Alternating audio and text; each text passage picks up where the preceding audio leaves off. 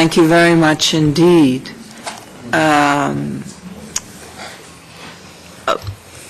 I gather that the reason, or a reason anyway, why your initial submission bounced back was because it was so big.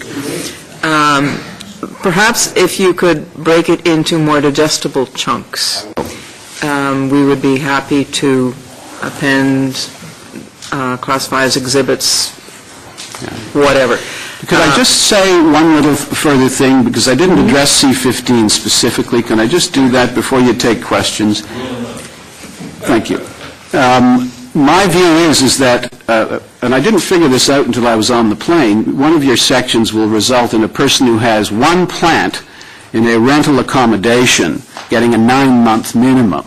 I hope everybody realizes that, and I hope you've read the decision of the Supreme Court of Canada in Smith, where one joint being brought into the country resulted in the 7-year mandatory being struck down.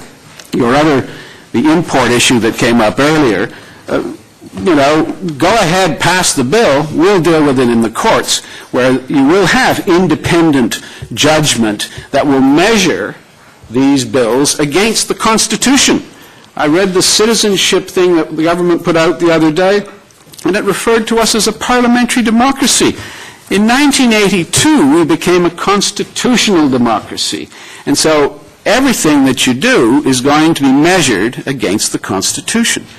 I've included in my materials Kane and Malma-Levine, which was the Supreme Court of Canada test case on the marijuana prohibition. I acted for Kane. It's a good example of the courts not intruding into the policy realm, whereas here the legislatures are attempting to intrude into the judicial realm. I've also included the Van Du and Portland Hotel Society case involving Insight, the safe injection site. I act for Van Du, the Vancouver area network of drug users. I can see through this legislation that all the dealers, many of them already are, will be addict dealers so that they can go into the drug treatment to avoid the mandatory minimum. And the other guys who are not addicts, because there's no treatment for dealers that I know of. All the people who go to prison, there isn't a single program in the Correctional Service of Canada for dealers. They just sit there waiting for their conditional release dates and hoping that they'll get a board that will see that they're ready to go. And let me say that my experience in terms of the safe injection site was quite eye-opening. I hadn't as much experience with addicts and dealers in relation to those types of drugs. And we established before a Supreme Court, and we've argued the case in front of the Court of Appeal, we're waiting a decision. The court below found that Sections 4 and 5 of the Controlled Drugs and Substances Act are unconstitutional and has suspended that declaration for a period of time. It's ongoing as long as the appeal is outstanding.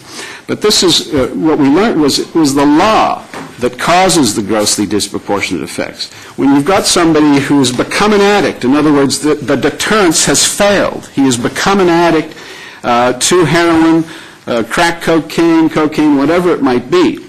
When the addict goes into the alleyway to shoot up, he or she does it out of a fear of law enforcement coming and taking their drugs or their rigs away. When they shoot up quickly and miss their veins and get abscesses and so on, it's because of the fear of looking over their shoulder about law enforcement.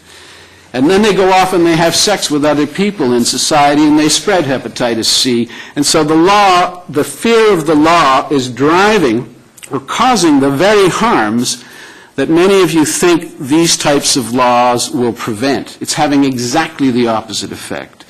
And so you need to take that into account when you come up with these ideas, and I'm glad that you're able to speak to some people who work in the field on a daily basis. Thank you. Thank you very much.